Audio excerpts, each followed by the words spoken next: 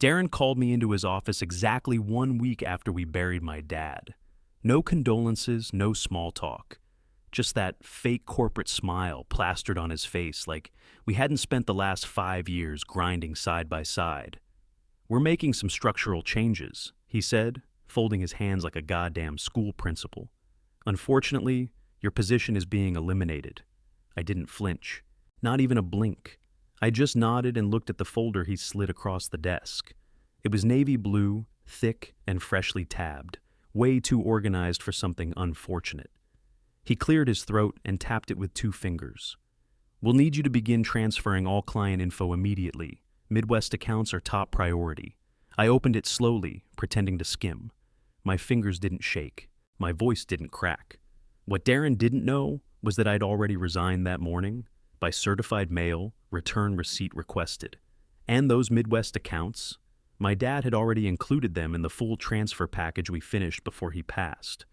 It was signed, notarized, and filed. I closed the folder, tucked it under my arm, and stood up. "You need anything else?" I asked. Darren blinked, clearly thrown off. I could tell he expected begging, or anger, something dramatic. Instead, I gave him nothing but calm. "No, just make sure we get full access before you leave." "Sure." Then I turned and walked out. Quick note: before listening, share which city or country you're watching from. Back at my desk, I didn't wait around. I grabbed the first cardboard box I saw and started dumping in the few personal items I hadn't already removed. Mousepad, phone charger, travel mug. Nobody said a word. The open floor was dead silent, except for the hum of fluorescent lights and one guy's keyboard tapping like a nervous tick. I caught Claire, the office admin, glancing over. The second I made eye contact, she looked away and whispered something to the girl next to her. I kept packing. Let them whisper. Let them wonder. I slid the folder into my laptop bag and taped up the box. On top, I tossed my badge and parking pass. Then I picked it up and headed straight to the elevator without looking back. 6 months earlier, I was sitting across from my dad in his office on the 12th floor, the same building I just walked out of. It was almost midnight. Everyone else had gone home, but he called and told me to come in, said it couldn't wait. He looked tired, pale, like he hadn't slept in a week. He poured 2 coffees from the machine in the corner and handed me one without a word. When I sat down, he leaned back in his chair and stared at me for a second, like he was studying my face. "I've got cancer," he said flat out. No build-up, no soft landing, just straight to it. I didn't say anything at first. My chest went cold, like the words didn't register. He saw it. "Stage 4, he added. "Started in the lungs, now it's everywhere." I blinked. "How long?" He shrugged. "They gave me a few months, maybe 6 if I'm lucky." The room felt like it tilted. Then he leaned forward, elbows on the desk. "That's not why I brought you here." "What the hell else matters?" He picked up a yellow legal pad from the drawer and slid it toward me. On it were 18 names. Client companies I recognized, some I'd met, most I hadn't. "Those accounts generate just under $1 million a year," he said. "The company's gonna carve them up and feed them to whoever's next in line." I looked down at the list. I knew they were his, but I'd never seen them all together like that. "They'll smile at the funeral, then gut the work I built," he said. "I'm not letting that happen." I swallowed hard. "What are you saying?" "I want you to take them. Legally, not just some handshake handoff. I mean full contractual transfer, paper trail, signatures, everything airtight." I stared at him. "That's gonna piss people off." "I know," he said. "That's why we're doing it clean. And quiet." He reached into his file drawer and pulled out a thick manila envelope, already labeled. Inside were contract templates, transfer forms, letters of introduction, all prepped. "I've been mentoring you for years, teaching you this business," he said. "You're ready? But I need to make sure you don't just inherit numbers. I need you to know the people, the patterns, the unspoken rules." From that night on, we worked every night after hours. He walked me through each client one by one, their quirks, their expectations, their pain points. Who answered emails late? Who needed a phone call, not a spreadsheet? Who cared about price and who cared about pride? "This isn't about selling," he told me. "It's about relationships. You don't earn these clients. You earn their trust. Some nights he coughed so hard he had to stop mid-sentence. But he never quit. Not once. He made me memorize contract language, pulled up past negotiations, even made me sit in on phone calls just to listen. These guys upstairs, he said, meaning Darren and the other execs, they're gonna smell blood the second I go cold. And when they do, they'll come for you. I can handle them? He shook his head. It's not about muscle. It's about being smarter than them. Quiet moves, backup plans. If something happens early, and it might, the papers are ready to file. I asked him what the hell kind of company lets this happen. He gave a bitter laugh. The kind that rewards loyalty with a pink slip and a press release. By the end of the second month, I could recite every clause in those contracts, every contact person and internal workflow. I knew where the leverage was, and I knew what could make or break the relationship. He kept drilling it in my head. They won't care that you're my son. In fact, that makes you a target. I remember the last thing he said to me that night before we locked up and left. They're gonna try to screw you, Mason. Don't let them. We didn't shake hands. We didn't hug. We just walked out into the cold together, like two guys carrying a secret. By the next week, I was riding shotgun in my dad's Tacoma, headed to Indiana for a client lunch.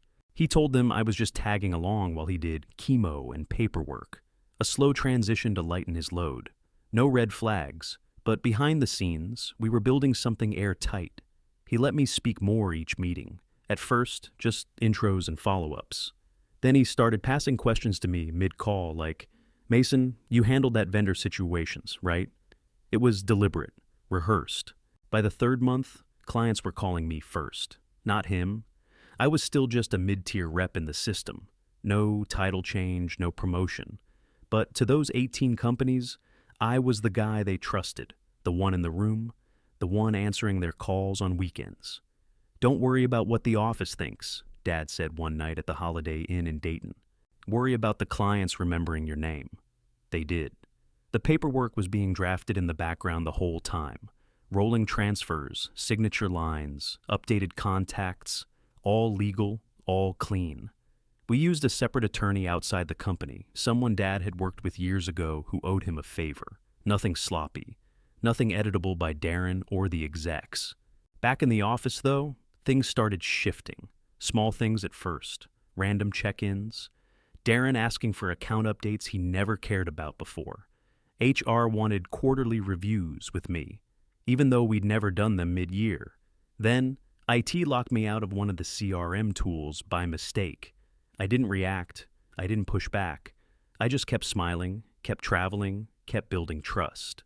One afternoon, Claire from admin cornered me near the printer and said, Darren asked me to forward your call logs last week. You might want to check who's watching. I nodded and said thanks, but inside I knew. They were circling. They smelled something. Dad kept the pressure steady. This isn't the time to coast, he said. If they get even a hint we're formalizing anything, they'll bury it. So we worked nights, always off the company network, always in person. I scanned files, created copies, and burned backups to encrypted drives. Dad made me walk every form into the attorney's office myself. Nothing digital, nothing traceable. We weren't hiding. We were protecting. There's a difference. On calls, I started dropping subtle phrases. I'll be your main contact going forward. Nobody pushed back. One CFO even said, good. You're the only one who actually shows up. 2 weeks before Dad passed, we finalized everything.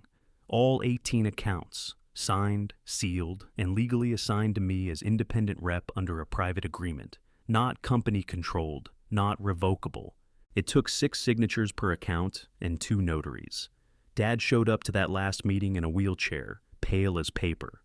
But he stayed through the whole thing.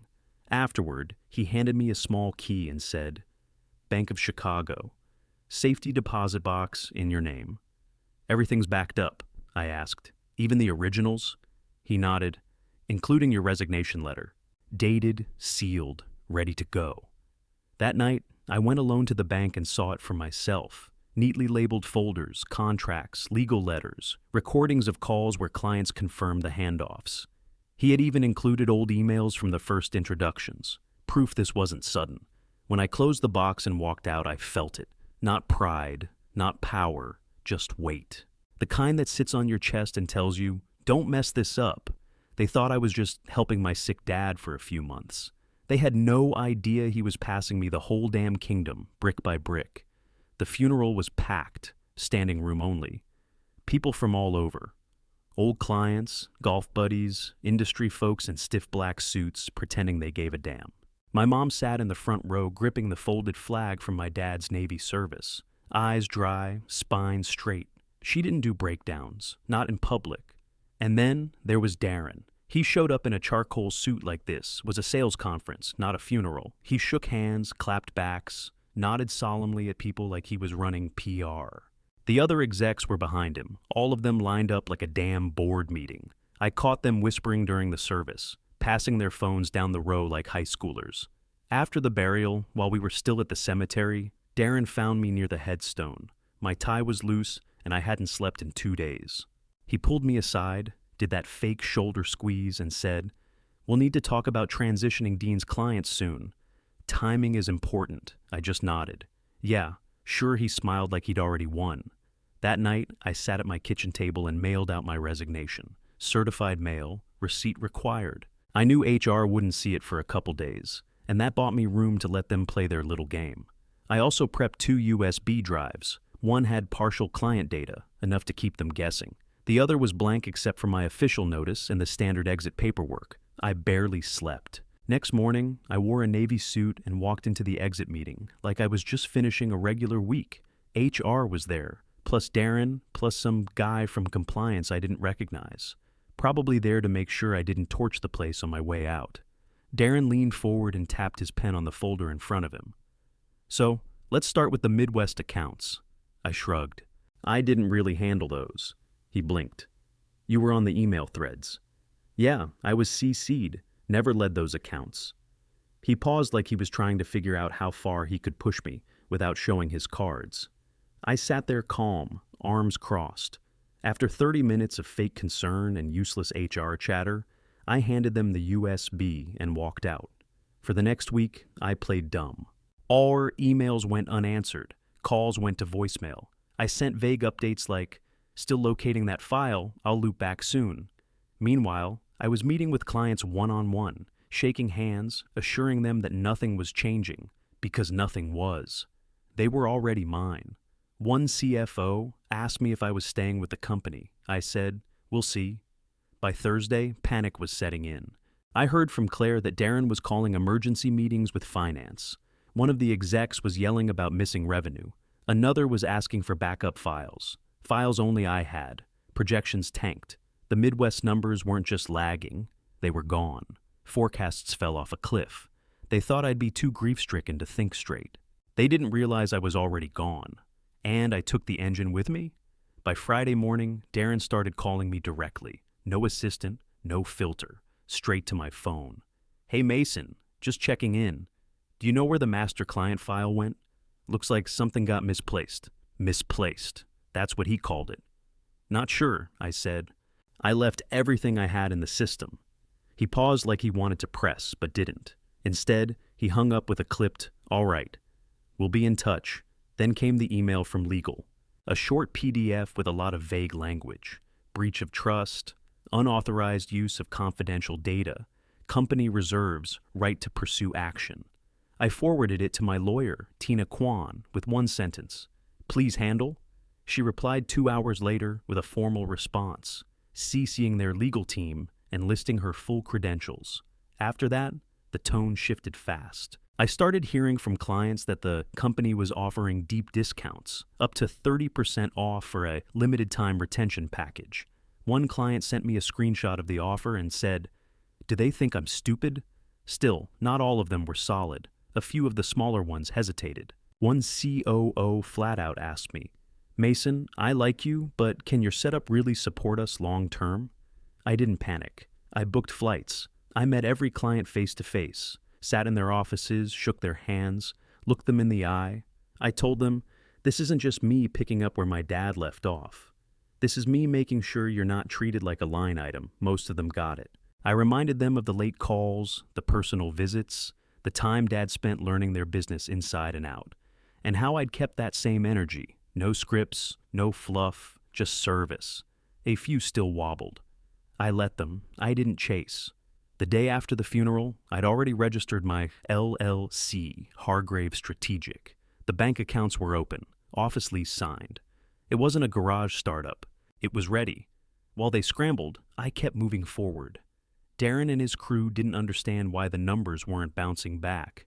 They didn't understand that relationships weren't data fields you could copy and paste. Claire texted me one night, "They're calling you a thief." Saying you stole your dad's book, I stared at the message, then replied, "Let them." It wasn't theft. It was a transfer of trust, a transfer they watched happen and didn't have the guts to stop because they thought he'd get better, or that I'd cave, or that grief would make me stupid. But I wasn't stupid. I was quiet, focused, legal. They wanted a fight. I gave them silence. And silence is deadly when you're bleeding clients and can't figure out why. 3 days after the last voicemail from Darren, I got a message from Nate Reynolds. "Can we meet?" Off the record. Tonight, Nate was a sales guy I used to grab lunch with. Sharp, but kept his head down. We weren't close, but I always respected how he didn't play politics. If he was reaching out now, something was wrong. We met at a dive bar in Joliet, middle of nowhere, dark enough to keep things quiet. He sat in the back booth, already nursing a beer when I walked in. He didn't smile, just nodded. "They're building a case against you," he said straight out. I slid into the booth. Define case. "They're pulling emails. Yours, your dad's, from the last 6 months. Darren told compliance you two planned the client transfers behind the company's back." I clenched my jaw. "That's bullshit, and they know it. They don't care," he said. "They're trying to create a timeline that makes it look like your dad knowingly moved company property to his son without approval." I stared at him, waiting. "They're saying it was a loyalty scam, that he set you up to leave and take accounts. It didn't matter that every transfer was notarized and filed clean.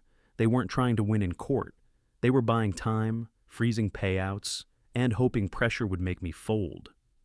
"And the board's buying this?" Nate leaned in. "They're buying time. That's all they need.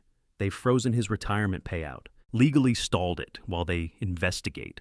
My gut turned. "You're serious?" "They're playing the death angle hard," he said, making it sound like he made decisions when he was too sick to think straight. That's when I knew it wasn't about me anymore. They weren't just trying to bury me. They were trying to erase him. "Why are you telling me this?" I asked. He dropped his voice. "They offered me a bonus to lie. Said if I signed a statement that your dad pressured clients off record, I'd get a promotion and 10 grand. My hands curled into fists under the table. "I told them to screw off," Nate said. Then I left. I don't know how long I've got before they start spinning it anyway. I pulled out my phone right there and texted Tina. "Need a call. Now. Contingency files." "Thank you," I told him. "Really?" Nate nodded. "Just don't let them rewrite what he built. He deserved better. He left out the back. They took his title, his office, and now they wanted to smear his name just to avoid paying what he earned. Not on my watch." Tina didn't waste time. The next morning, she called a guy named Jared from Financial Crimes over at the SEC. Not some intern or desk jockey.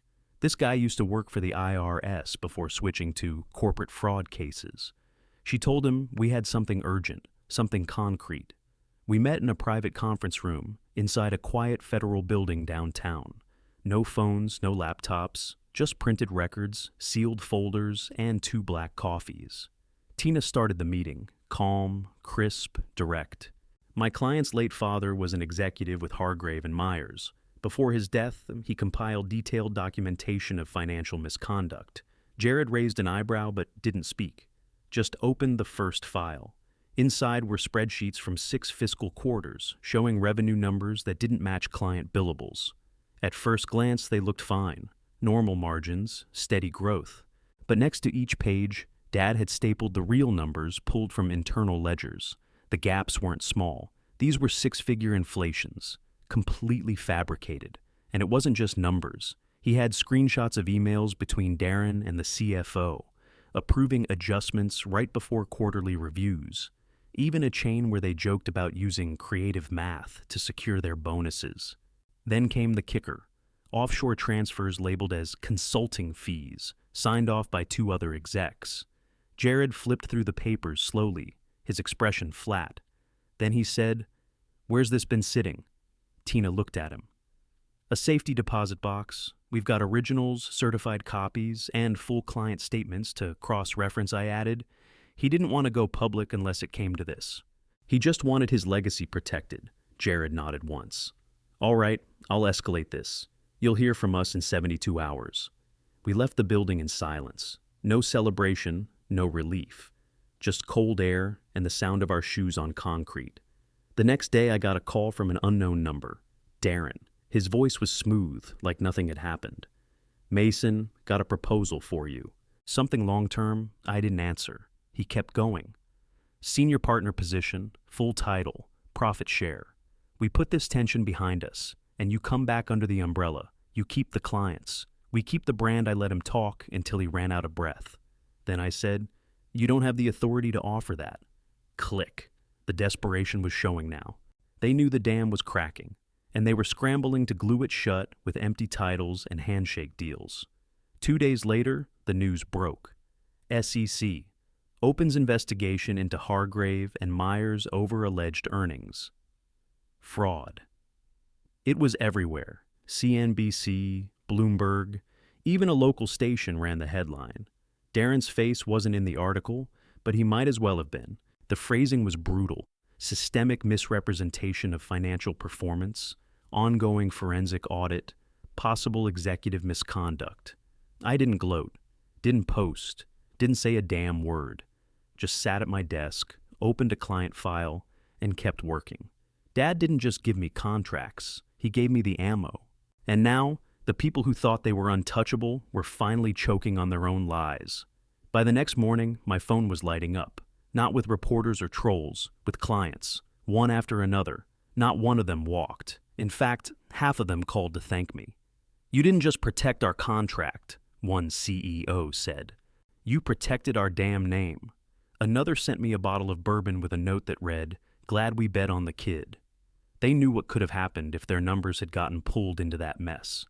They knew what my dad shielded them from, what I kept going. Meanwhile, Darren was nowhere to be found. Then came the internal memo that leaked within an hour.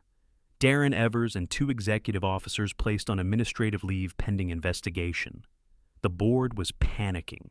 They couldn't contain the story, couldn't spin it. The SEC was crawling all over their books, and every time they opened a drawer, more rot spilled out.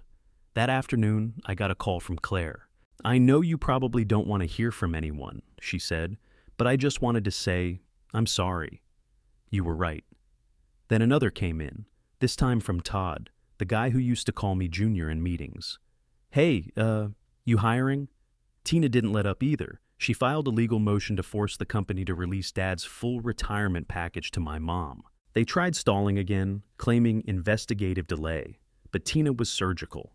Within 2 weeks, the funds were wired. Full amount, no deductions. My mom didn't say much when the deposit hit. Just hugged me tighter than she had since the funeral. And Nate? Man, he went deeper. He found emails that were intentionally kept off the board's radar. Darren had marked them internal only, BCC'd half the exec team, and deleted originals off the shared server. One thread showed them discussing how to delay Dad's payout on purpose, using the illness as an opportunity to restructure. That was the actual subject line. Opportunity to restructure. Tina printed it, blew it up, sent it directly to the board's outside counsel.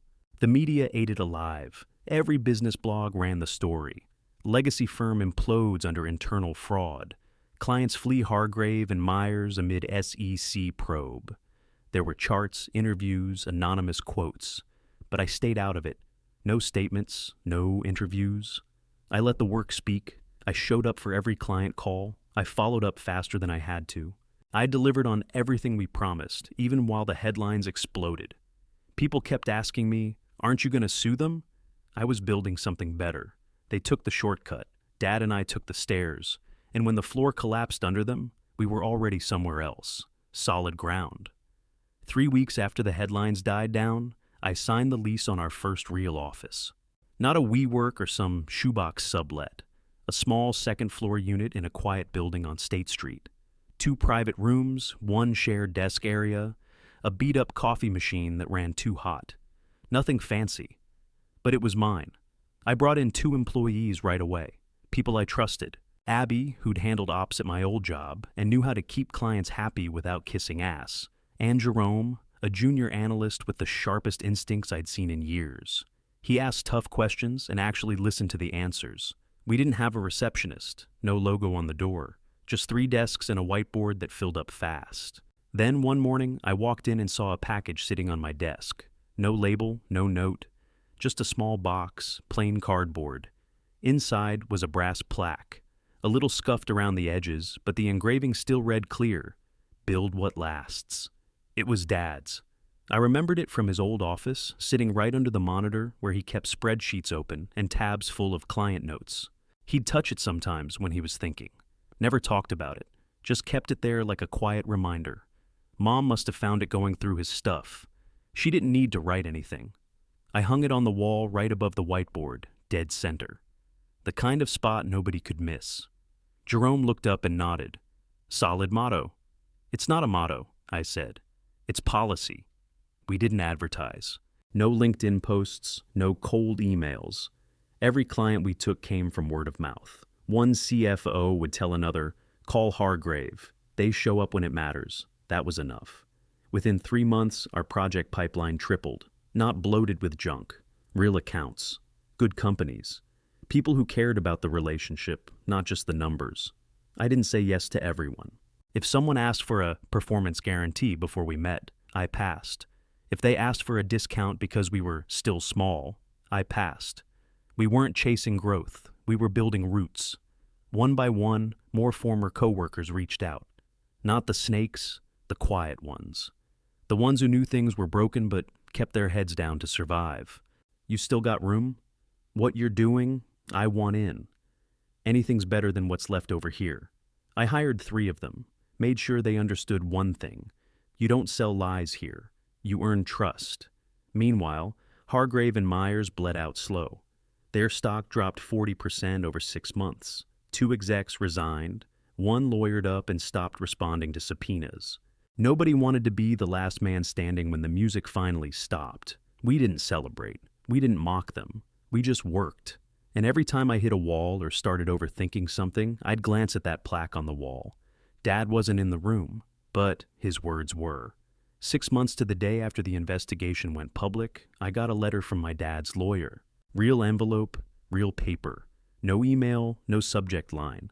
Just my name in neat handwriting and a Chicago postmark. Inside was a single sheet. My dad's handwriting filled the page. "Mason, if you're reading this, it means you followed through. I knew you would. You were always the one who didn't blink when things got ugly. You didn't just protect my work. You built something better. And I'm proud of you." At the bottom, taped to the letter, was a small brass key.